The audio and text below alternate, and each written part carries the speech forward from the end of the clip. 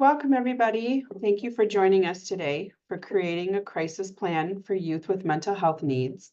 As Jamie just mentioned, you will be receiving a link to complete a survey.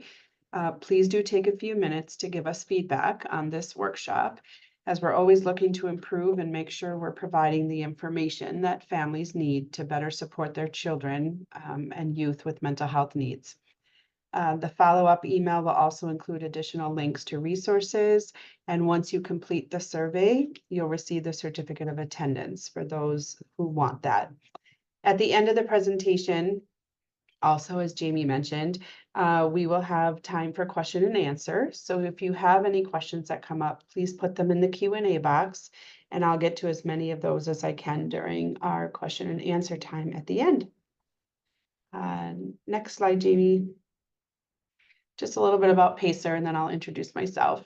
But PACER is a trusted source of information for training and support of families of children with disabilities. Our services help families and youth navigate special education and other complex systems, discover assistive technology solutions, and access bullying prevention resources. We're the only organization in Minnesota that provides support for families of children and young adults with any disability from birth to age 26. Next slide. I am Karen Malka, and I'm going to be presenting here with you today. I am a parent advocate here at PACER, and I am also the coordinator of the Children's Mental Health Project here. I have two grown daughters of my own. Their ages are 24 and 22.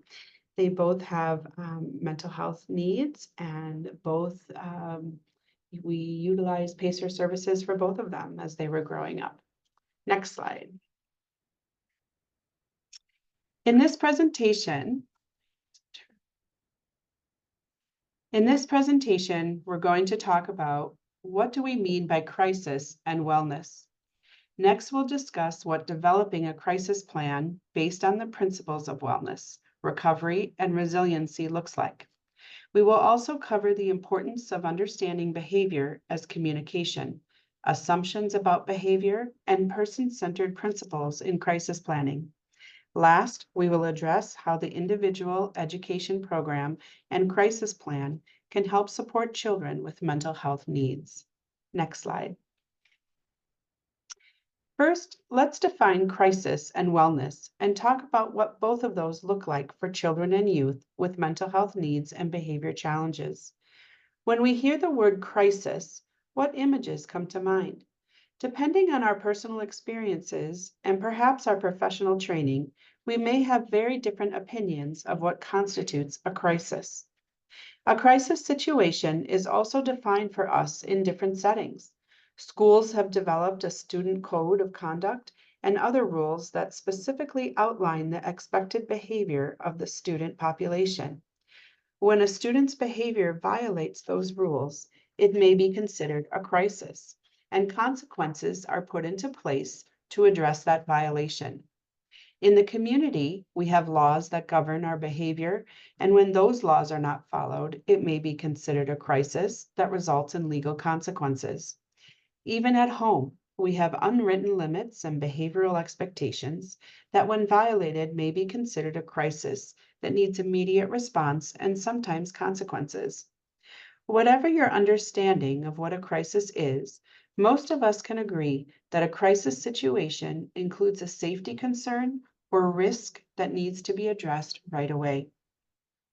I like this quote here by NAMI, the National Alliance on Mental Illness. A mental health crisis is any situation in which a person's behavior puts them at risk of hurting themselves or others and/or prevents them from being able to care for themselves or function effectively in the community. That could include verbal or physical aggression, but keep in mind crisis situations could also arise when we have a child who completely withdraws. When we get calls for a student who is school avoidant or has difficulty getting or staying in school, who may be withdrawing from family and friends and enjoyable activities, that can at times also be considered a crisis situation. We know for school staff, ensuring the physical safety of students is paramount, But we also don't want to overlook that there are other situations that might be considered a crisis, especially when we have students who are withdrawing and unable to care for themselves as they otherwise could outside of that crisis situation, or who may not be able to function well in the community.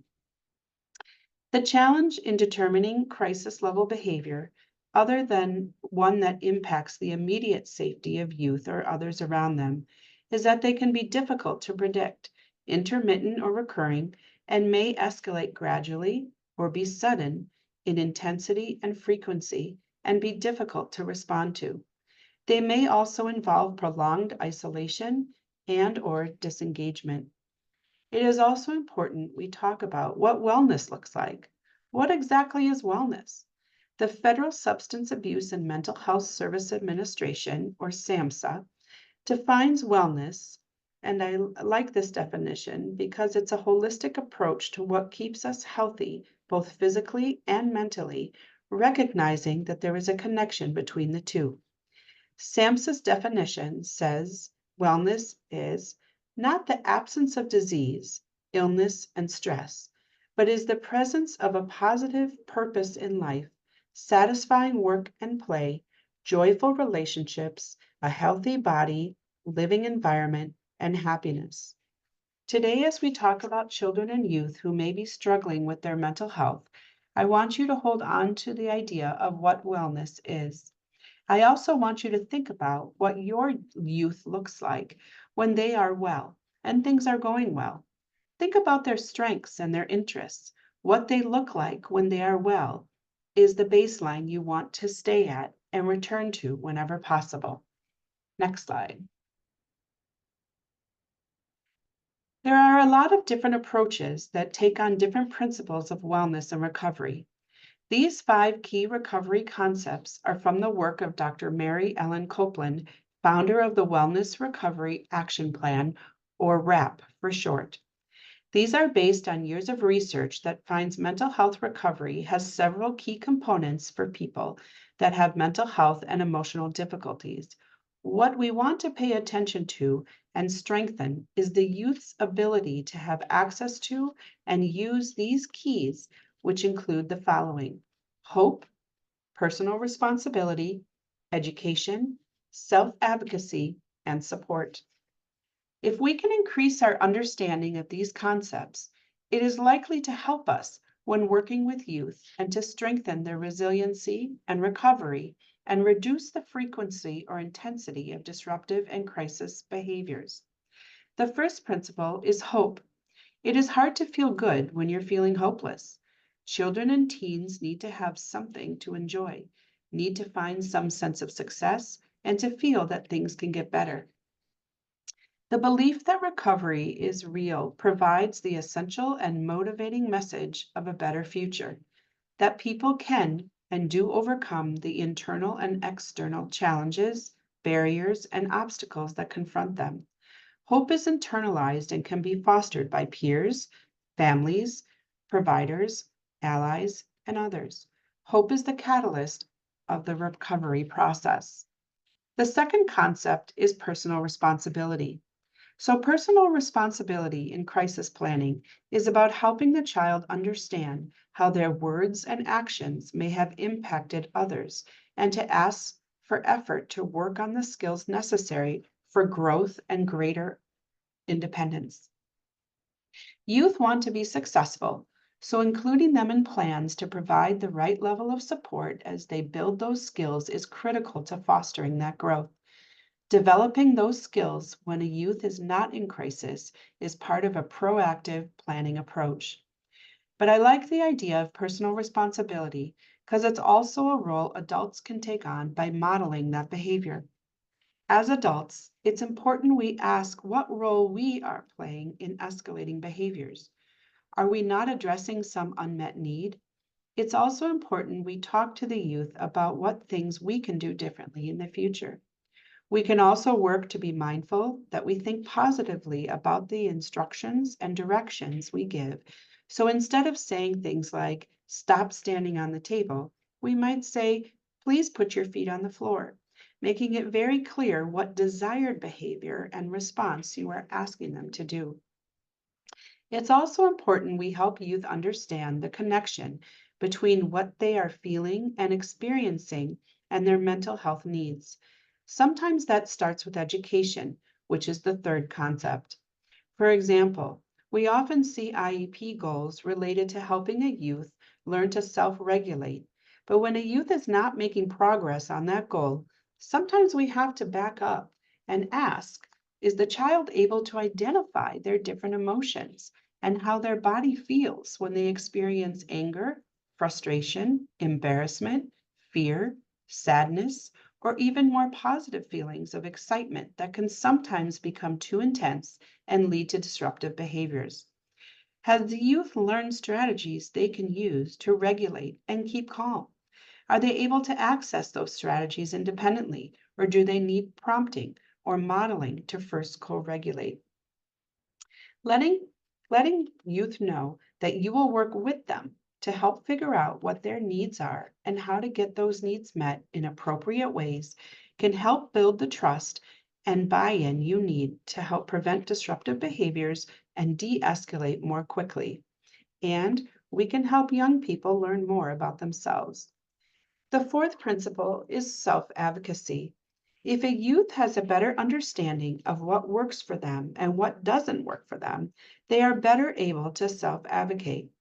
By helping them learn more about their mental health disorder and how it might be impacting their ability to manage their emotions, as well as helping them practice identifying their needs and different strategies, we are providing the opportunity through modeling to teach them how to self-advocate and tell us what we can do as adults to help support them. And the fifth principle is recovery is support. Parents and teachers can work together to create and foster a sense of community. School success for youth is linked to feeling they belong and are valued members of the community.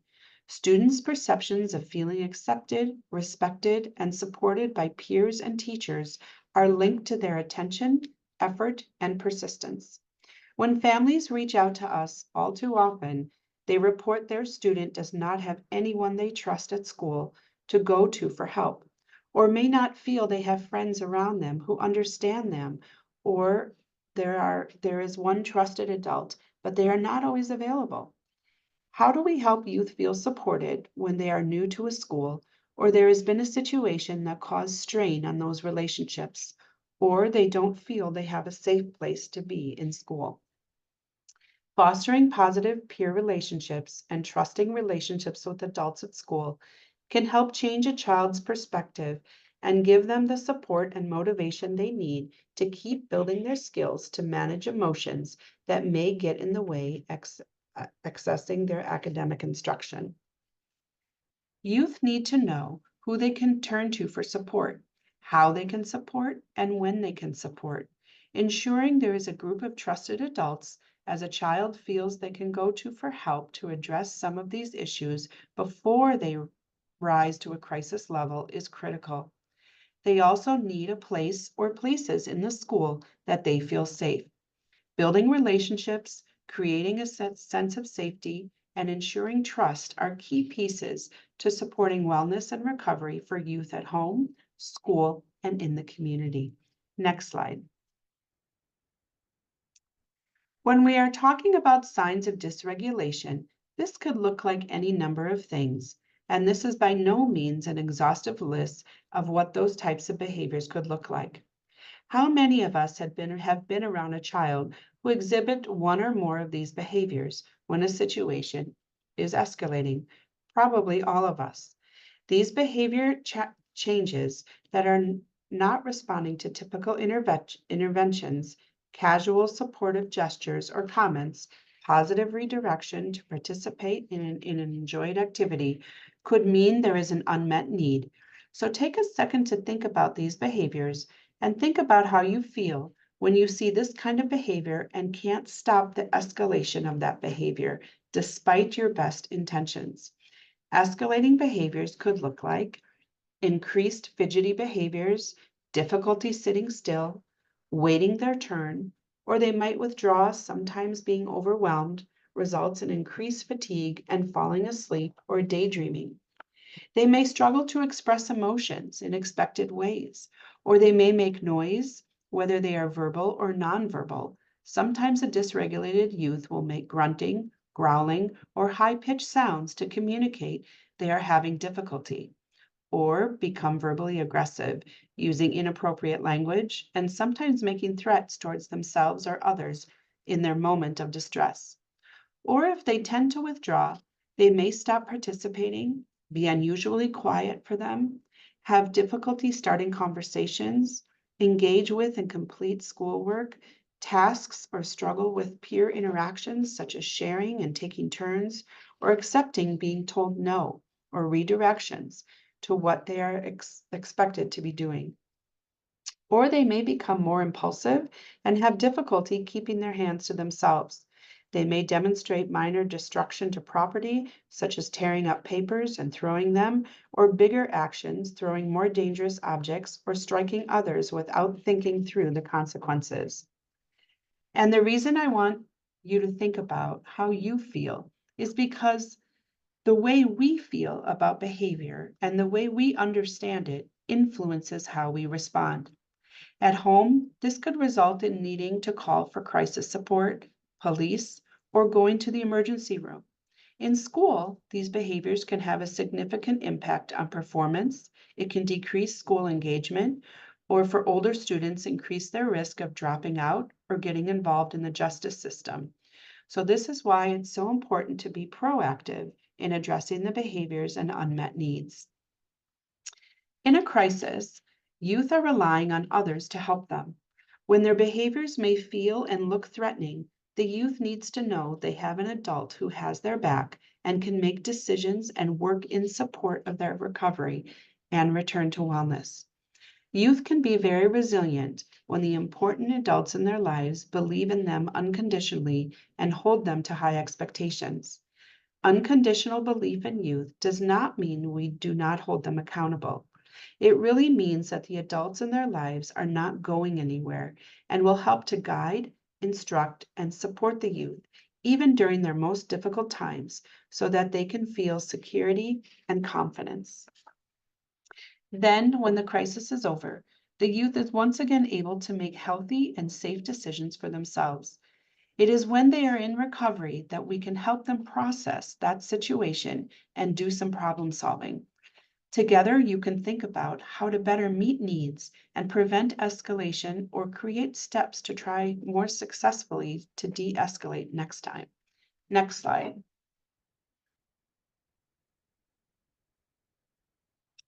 We all have our own certain ideas about what behavior means based on our own behavior and behavior expectations.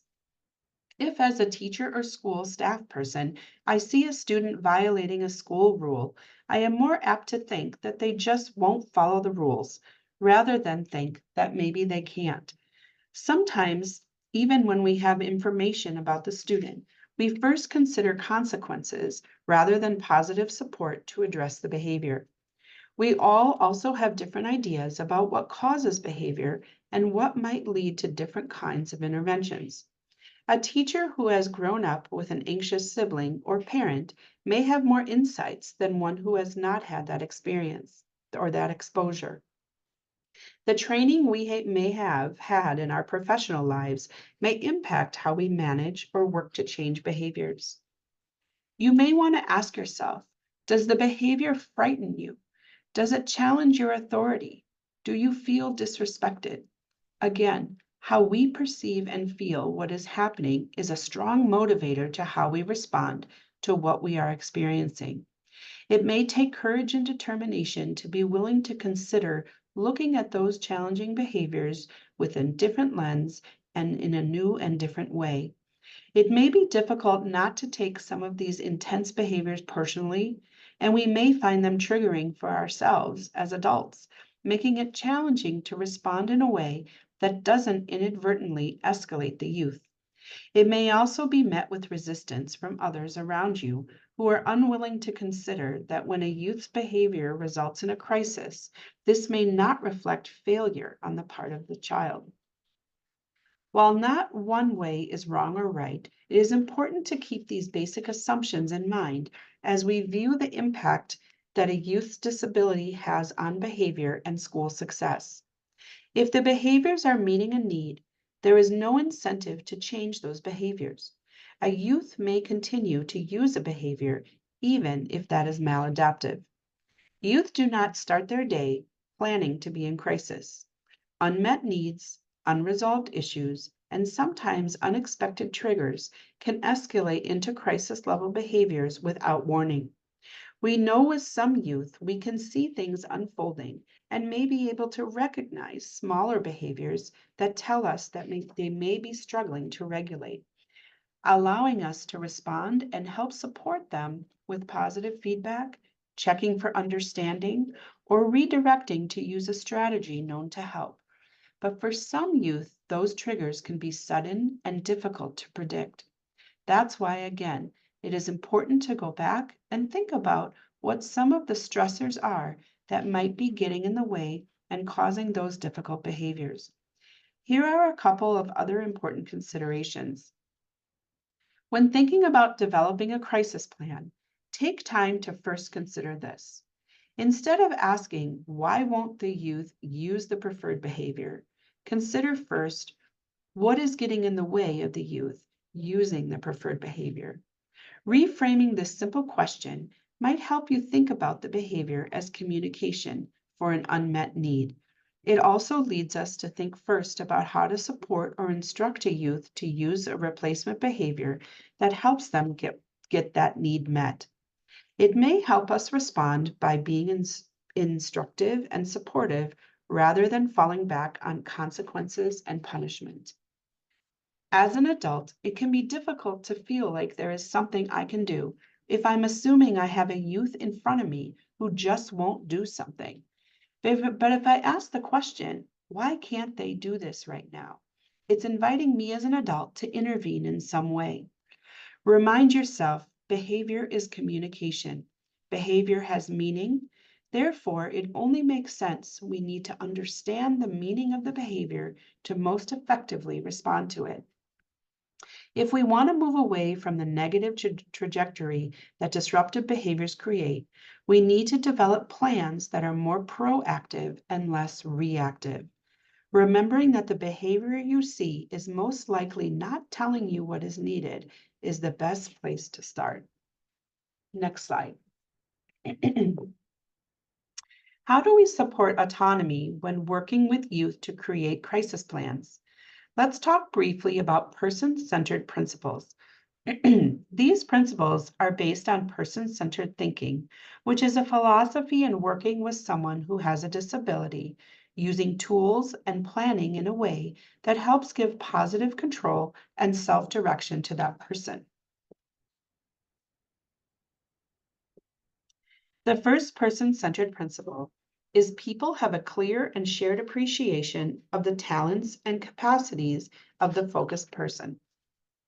Some examples of what this could look like in a behavior or crisis plan might be adding a picture, interests, and strengths of the youth, as well as including what they are like when they are not in crisis, to remind others that the youth is not the escalated behaviors being addressed in a time, disruption, or crisis. You might also want to consider looking at PACER's student snapshot as a template for introducing a youth to others and remind others during a crisis of this youth's hopes, dreams, strengths, and challenges. And that handout, which has our student snapshot, will be included as one of the resources that you'll receive. People have a common understanding of what the focused person wants. In the plan, consider how to include information about what the youth wants, does not want, when they are experiencing escalated behaviors. 3, the group involved agrees to meet regularly to review activities, which is important in allowing your youth a chance to be heard, provide feedback, talk about what's working and not working, and consider what's important to and for them. The fourth example of person-centered principles has to do with including an individual in the group who will assure that the individual's interests are being met. This includes ensuring that the youth is involved in the planning process and in the implementation of the plan. Fifth, this is an ongoing process as the youth grow and change. For a youth whose challenging behaviors escalate, they may feel a loss of control, and this can make it more challenging for them to avoid a crisis or reduce the impact of a crisis has on themselves and others. You may find these crisis situations to be confusing, scary, and sometimes traumatizing. They often feel badly about the behaviors afterward and worry about it happening again. Remember that part of being well includes feeling safe. Working with your youth to reinforce steps you can take together to help ensure safety can help the youth recover and regain wellness. Youth who do not feel physically or emotionally safe may have more difficulty staying regulated at home and in school settings and may not be able to benefit from their education until their need to feel safe is addressed. Providing consistent structure and boundaries with clear rules and expectations is another important way to help youth feel safe. Finding the right balance of boundaries and student choice that match with their ability will support wellness and developing autonomy. Too many rules, though, can lead to youth feeling powerless, so you may want to consider including youth in creating some of those rules. These rules may help with external controls in a school setting to keep students safe, but they do not teach the pro-social behaviors all students need to create environments that feel safe. Research has shown that students with disabilities are more likely than their non-disabled peers to be bullied, and that bullying is more likely in settings that rely on better supervision alone. A student's perception of a teacher's autonomy, supportive teaching around anti-bullying behaviors provides youth with what they need to internalize positive values and expectations. A teacher or staff member's ability to take on the student's perspective and provide a meaningful rationale that is relevant to the student's strengths, interests, and goals is important in affecting behaviors. It is also true that many students with mental health needs may struggle with perspective taking, responding appropriately and proportionately to interactions with peers and adults. In tense situations, it may be difficult to understand the youth's perspective and give them empathy, but it is important to validate a youth's thoughts, feelings, and perspectives. We are not in their shoes, but when the youth knows you truly care and you are trying to understand them and encourage them to make positive choices throughout their day, we are providing necessary opportunities for autonomy and wellness. Validation does not mean agreement. It does pave the way for working together, building trust, and finding compromises. Next slide. Crisis plans can be written for at home and school, and developing them may include parents and other family members, a therapist or other specialists, and your youth working together. In school, if your child has a 504 plan, you can work with the 504 coordinator and ask that the crisis plan be addressed to their 504. Or if they have an IEP, you will want to work with the IEP team.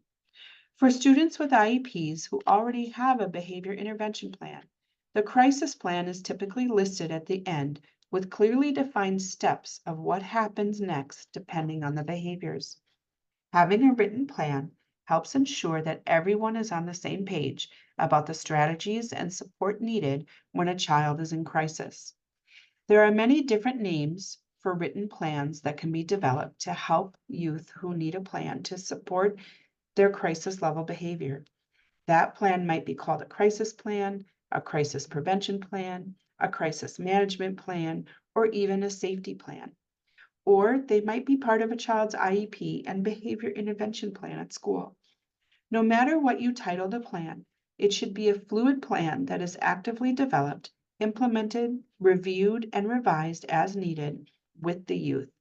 It should include a designated person to facilitate, review, update, and write the plan. It should be person-centered and include the youth's input, including strengths, needs, and what works and what doesn't. And again, this goes back to that principle of self-advocacy. We really want to include the youth, no matter their age, to whatever ability they are able to communicate with us about what's working and what's not working. To promote that recovery principle, they can self-advocate, be listened to, and have adults take seriously what they identify as their needs. One way to start understanding why behaviors reach a point of escalation is to understand the progression.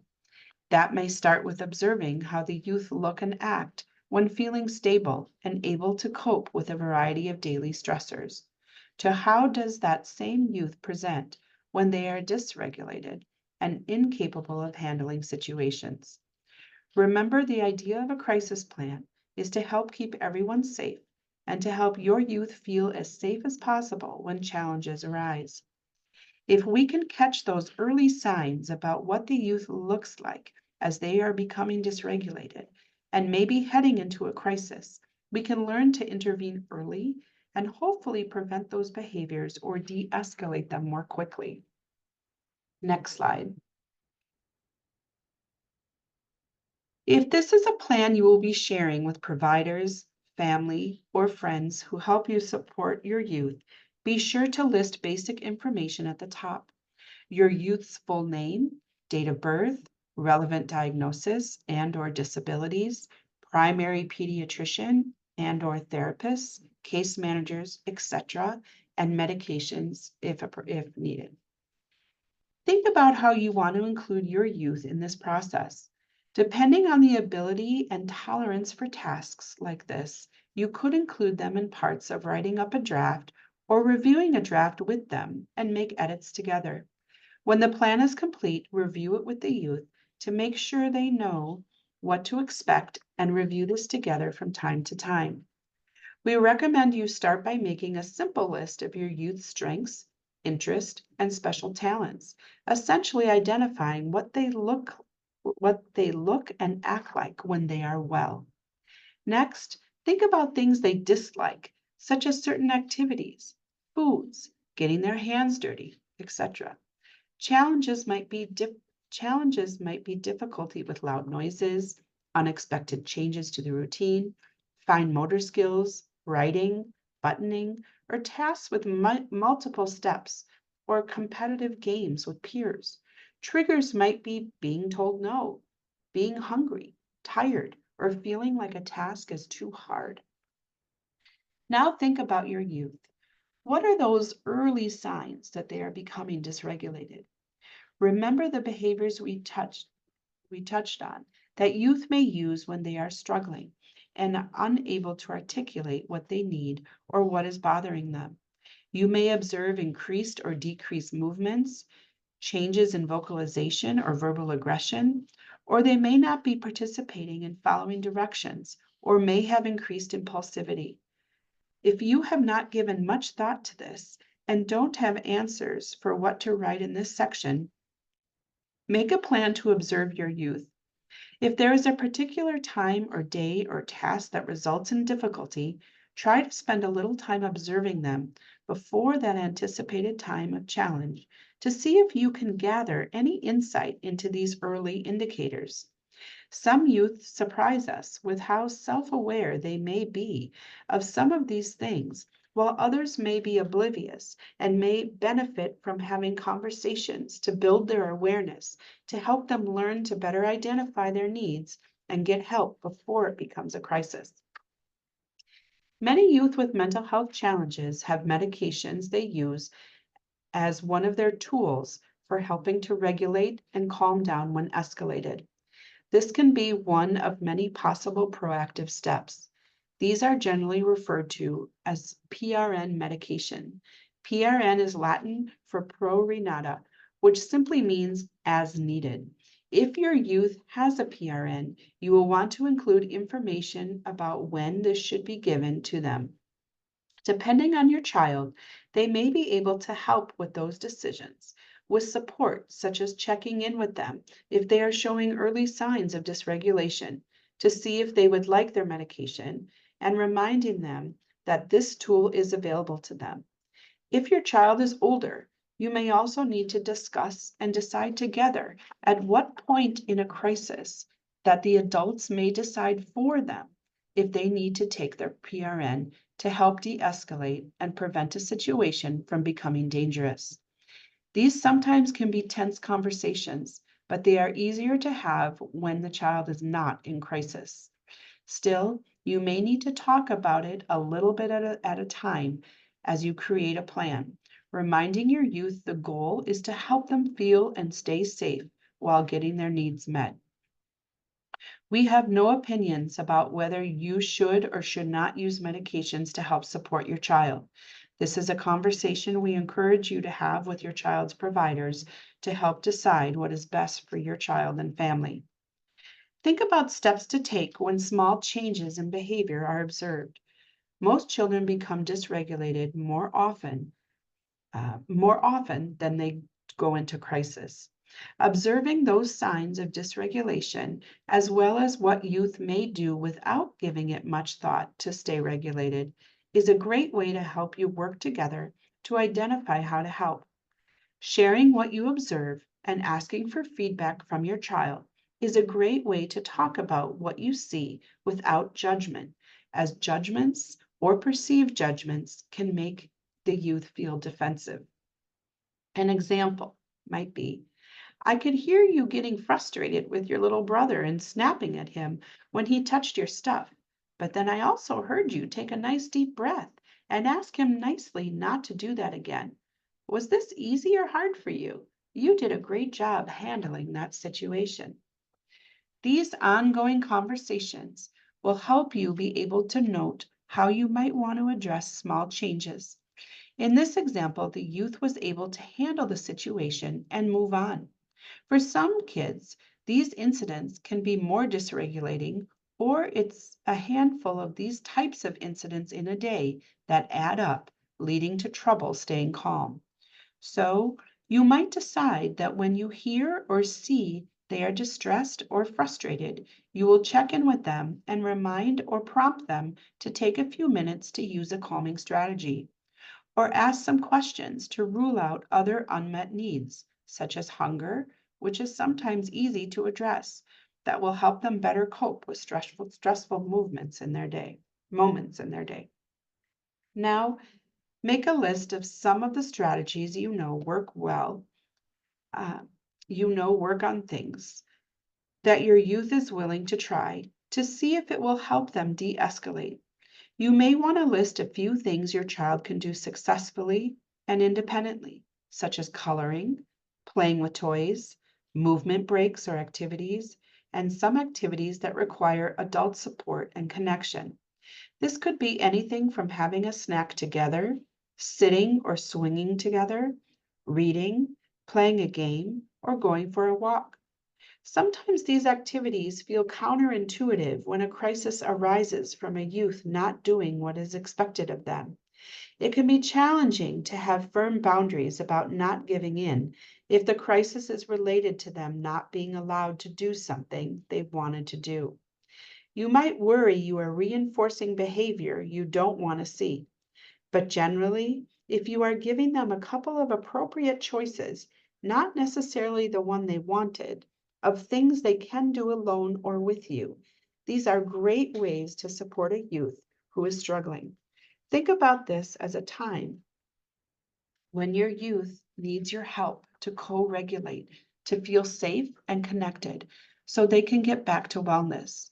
It might be that your child isn't allowed to play video games until their homework is done, but the homework feels too hard or overwhelming, so they are refusing to try, even with your help.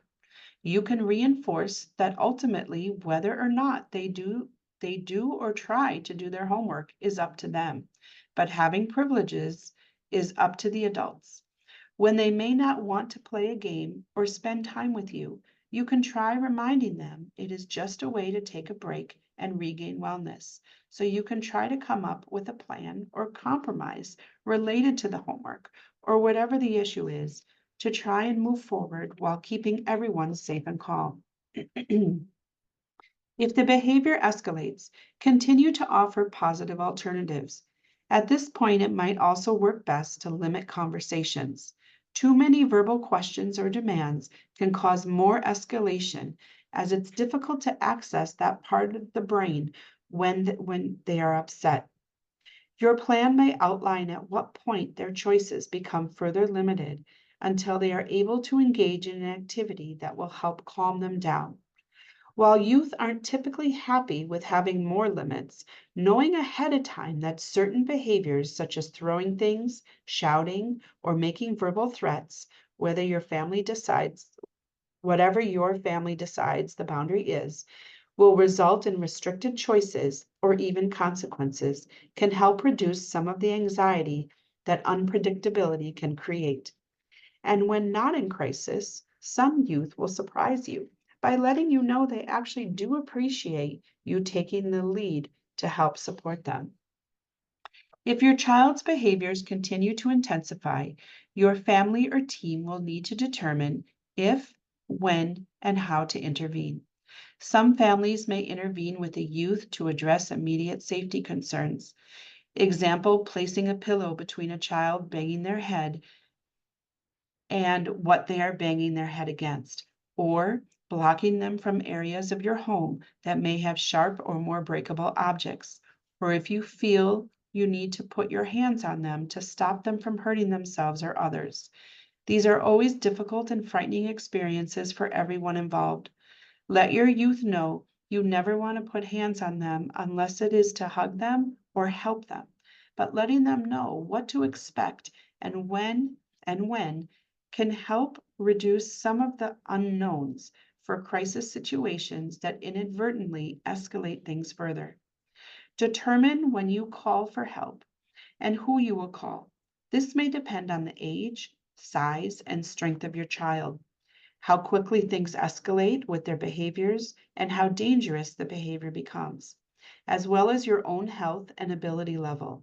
If you are not sure when it is appropriate or necessary to get help, talk with your provider or a crisis counselor. You will need to decide when it is appropriate to call another support person. If you have another family member or friend who helps support your youth, you will want to identify at what point in the crisis you call them in to help. Likewise, you will need to decide at what point you may call the crisis line 988. Remember, your youth can also call that number anytime, and you may want to list that as a strategy to use. Reminding them they can call to talk to someone other than family at any time can be helpful. You may try calling on their behalf when struggling to know what to do or how to help. Even if you are not sure how they could help, or if your youth refuses to talk with them, sometimes having your youth hearing you talk with them as they walk you through the next possible steps can be helpful. The crisis line can help determine if you want to request that a mobile crisis unit come to your home or public location where you are, or you can call the mobile crisis unit directly. If you don't have that number, the 988 staff will help locate that for you, or you can find more information about that on your county's website. They can also help you determine if you need to take your youth to the emergency room. This typically only works if the youth is willing to go, or you and your child may predetermine at what point a trip to the ER is the next step as part of your plan. They can also help you decide if and when to call 911. Remember, even if the crisis rises to the level of calling for police support, typically for youth who are behaving in a way that could harm themselves or others, you can request that they send a crisis team with the police and let them know that you have a mental health diagnosis or disability. If you think you may ever need to call the police, we encourage you to create a snapshot of basic information about your child, and if comfortable with the police, go to the station, meet some of the officers who serve your community, and share the snapshot. If this is helpful for your youth, bring them with you to meet the police. For some youth, this will be helpful to reduce the anxiety that can come with not knowing what to expect. We understand everyone has very different comfort levels with the police, and if you are part of a marginalized group, you may not feel like this is a safe option for your family. In that case, we recommend working with your other support providers to help you come up with plans that will work for your family in the event of a crisis, if a crisis rises to this level. After the crisis is over and your family have had some time to recover, and we know this can take hours or days depending on the level and duration of the crisis, you may want to debrief with your youth. Talk about what went well and what could you both try differently next time they are feeling dysregulated. This can be extremely difficult for some youth and may take practice over time. Know that sometimes this type of conversation may re-trigger them and cause them to become dysregulated. Work with your support team to determine if talking about these difficult times with your youth is appropriate and how you might want to build that skill with them. Sometimes it works to just acknowledge that it was a scary experience for everyone. Validate their feelings, share anything you observed that they did well or have made improvements on from previous crisis situations, and reassure them that they are safe and you will still be there for them. You might be able to make a suggestion for the next time something happens that is upsetting to them, or what you both can do to try and problem solve together. If you made mistakes or said things out of anger, fear, and frustration, apologize and let them know how you will work to do better next time as well. This can help build awareness and reinforce building those positive coping skills. Including your youth in this planning and starting with the positives about their strengths and interests can help give them hope that things can get better.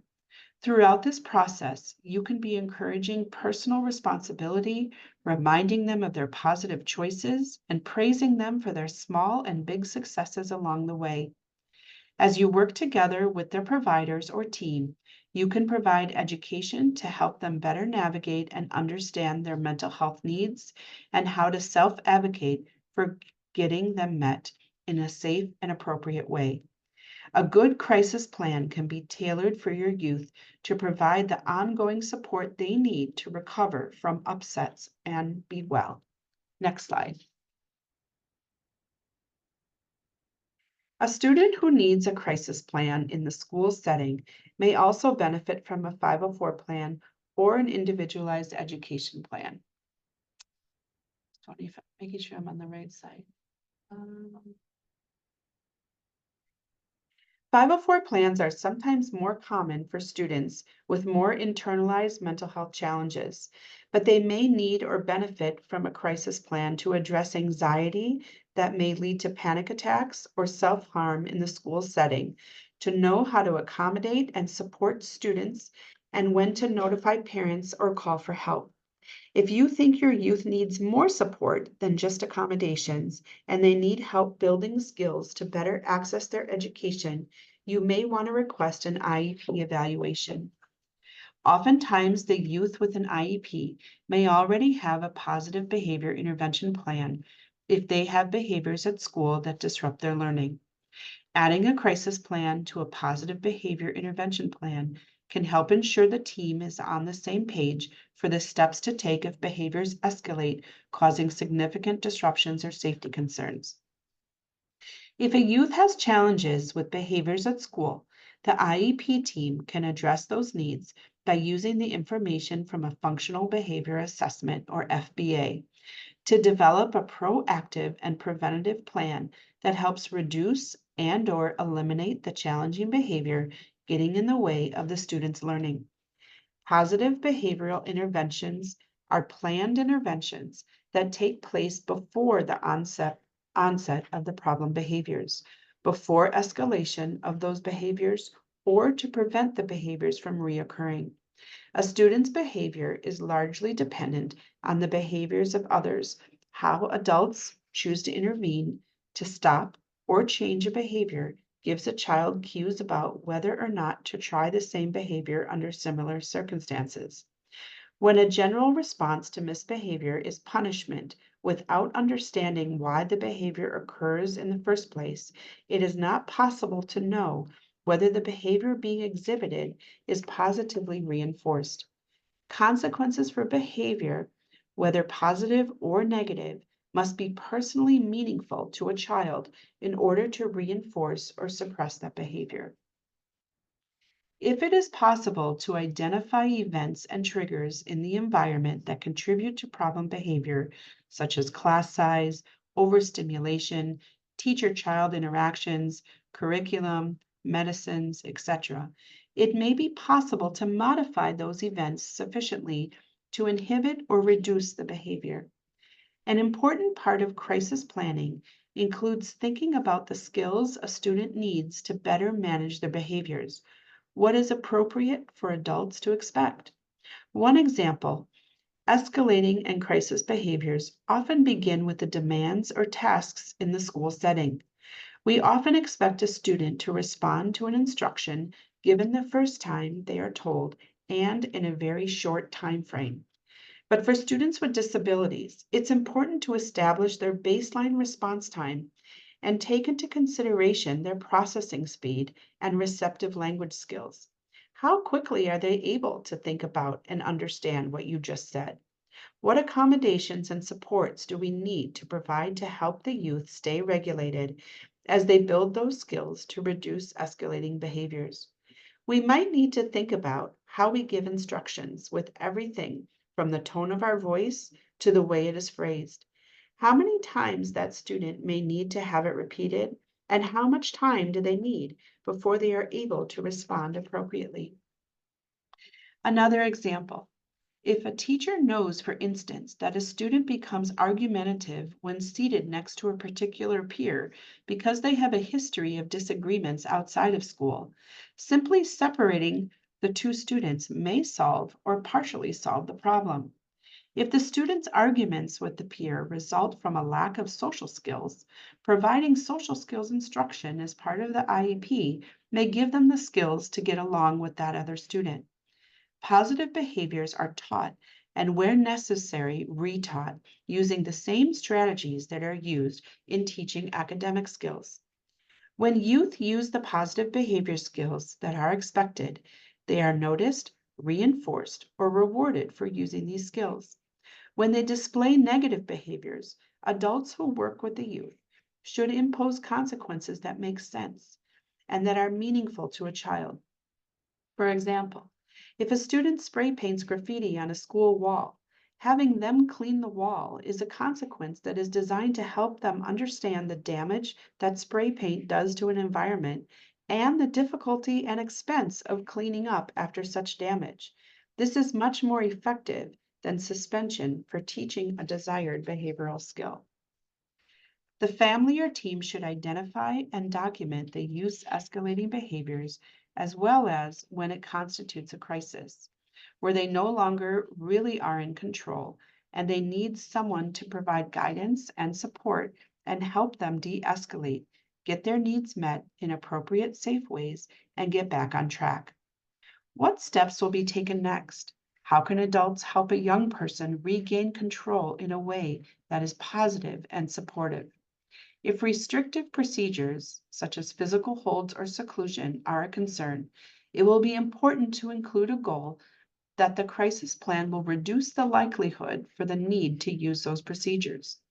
I just also want to take a moment to let parents know and remind those who work with youth uh, at school that at any time those restrictive procedures are used 2 times within 30 days, it is a requirement that the IEP team come together and try to figure out what they can do or try differently to reduce the likelihood that those restrictive procedures will be needed again.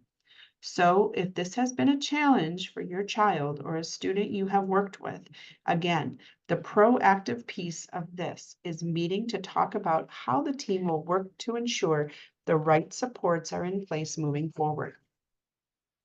Part of the crisis plan might also include a communication plan to email or have a phone conversation or regularly scheduled meeting so everyone can stay connected and work through issues as they arise, but before they spiral out of control. Finding a way to address individually determined crisis level behavior can be challenging. A successful crisis plan takes deliberate consideration of the youth's specific and individualized needs. If you are meeting with your child's IEP team, coming prepared to a meeting to discuss crisis level behaviors and how to keep them from escalating takes relevant, meaningful, and current information. And it takes information from a variety of different people who may experience these crisis level situations in different ways and who may be viewing those behaviors in different ways. It is easier to just respond with authority to get the situation under control. But if we are proactive in planning, we can respond with empathy or redirection with the hope that de-escalation will come much more quickly. Before that meeting, it's important to consider how you currently view your youth's behavior. Remember that others at the table may have different ideas about what is driving the behavior and how to address them. And be prepared to share your experience with your child or the youth you work with, and be willing to listen to the perspective of the others, because that's where we really see the most effective crisis planning. Next slide. Defining crisis and developing a crisis plan is important for youth at risk of escalating behaviors. Challenging your own assumptions will allow us to understand our role in impacting a youth's behavior and to think more creatively about how we respond to support them. Remember, can't instead of won't. Incorporating their strengths and interests as we work to build skills provides scaffolding for youth that are struggling.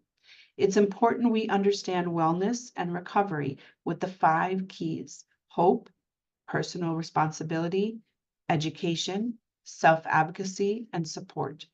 When working collaboratively to develop a crisis plan to support youth who experience escalating and crisis level behaviors, we must first work to define what crisis means for that youth to be able to create appropriate interventions to keep everyone safe.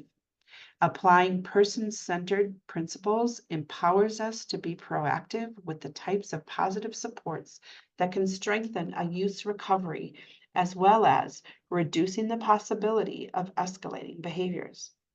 Lastly, like the IEP and 504 plans, behavior and crisis plans should be viewed as living documents that can be changed as needed throughout the school year to better meet the needs of the student.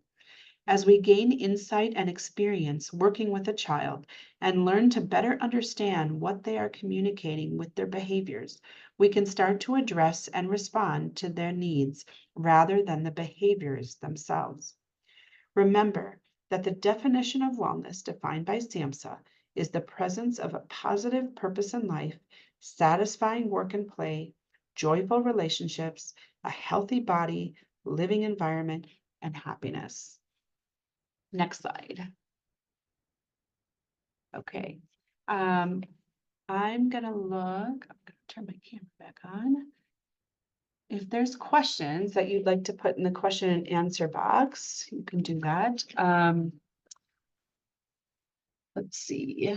So I see there's one question here. Can PACER share school samples or templates of safety and crisis plans, prevention, maintenance, etc.? Are these different depending on the grade level? Yes, so we can share some of those things as well. Feel free to give us a call with more information about exactly what you're looking for. And yes, I think they are different depending on grade level. So for example, as we talked about, depending how much, the age of the youth and how insightful they are, if they're verbal, if they're nonverbal, may determine how much they are working with you to develop these plans. So there might be different pieces where the youth are more involved than others. It also, things might look different as well based on expectations. The expectations in an elementary school might be different based on, middle school, high school. So yeah, each plan is really individualized. There are certain things like we talked about, as far as like making a template where we talk about the student's strengths, what their disability is, what their triggers are. So there is kind of that skeleton template, but the pieces that you will fill in might look different based on the student. Will this recording and slides be sent to those registered? I only was able to attend part of the presentation. Jamie, do you know the answer to that one? The slide deck is in those reminder emails and will be up in the follow-up email. And if everything goes right, I can try to get the recording in the follow-up email that you'll receive about noon tomorrow. Otherwise, I'm going to type an answer to that and it'll go out publicly here. Webinars at pacer.org. If you email that, webinars at pacer.org, I can and ask for the recording link, I can send it. Are we able to share the recording with school officials? I'm sorry. Okay. Well, yeah, it's going to be public. It'll be on Pacer's website. It'll be through YouTube, but yes, listed on our YouTube channel. So again, if you don't see the link to the recording in that follow-up email, just email webinars@pacer.org and we can send you that link. Any other questions? Or I know it's a big topic, and sometimes questions come up when you're in the midst of things, not always when you're not in the midst of it. I'll just give one example. I before coming to Pacer, I was a teacher for 28 years, and I worked in first and second grade, so with younger ones. But one story that always sticks out for me is I had a student in my class who was really struggling and had behaviors and was upset about something. And, my adult lens said to him, Louis, stop, it's over with. And he stomped his foot on the floor and he did his arms like this. And he said, but Mrs. Malka, it's not over for me. And that always stood out to me, and just kind of reminded me that what we're observing is not always what they're experiencing. And so to try and have that lens of the perspective, and it's not easy. It's definitely not easy. Jamie, I don't think so. Does this training offer CRC credits? I was just talking about the certificate. Okay. I'm just putting that in there. It offers a certificate of attendance. That's all we can offer, is my understanding. And that certificate of attendance will be upon completion of the survey, and the survey link will show up when you leave the webinar or when we end the webinar. Thank you, everybody, for the nice comments. Someone said the presentation was excellent, one of the best I've attended in 40 years of teaching. Thank you. Thank you. I think both as educators and parents, these reminders are good. Thank you. How to enforce one-to-one support. Can you tell me more about that? I'm wondering if that's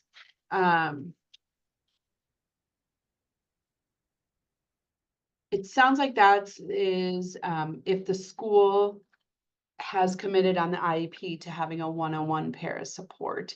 And it sounds like it's not happening. So the best way to enforce that, the first step would be to have that IEP meeting, talk about your concerns that the IEP is not being followed. If it's continued, you always have the right as a parent to file a complaint with the Minnesota Department of Education. They take special education complaints if IEPs are not being followed, or if you're feeling due process, or just if you feel that there's a violation of your child's rights. And definitely your child has a right to receive what is written in their IEP. So filing that complaint could be a next step. That once you file a complaint, you'll be assigned a complaint investigator, and they have 60 days to do that investigation. And if they do find that there were violations and they're not following the IEP, they will talk with the school and let them know what corrective actions that they are. It's not just a recommendation, there's corrective actions that the school will have to do and report back to MDE. So that's that process. Any other questions? Okay, let's see. Side question, will there be a PACER symposium this August? You know what? I think they're still talking about that. I'm not sure if there will be. But I would say call the main PACER number and ask that question. But I don't believe that there's been an answer yet or a decision yet. When should a parent ask for a PACER advocate to be a part of a meeting? So PACER advocates typically do not attend IEP meetings, but what we can do is oftentimes I work with parents to help them prepare for a meeting. So we'll have a conversation over the phone. I'll get a better understanding of what the concerns are and then help the parent come up with some talking points for their meeting, as well as understand what their rights are going into the meeting. And then afterwards, I'm always open, or the advocates are always open to debriefing. Let us know how the meeting went, and then we can talk about next steps.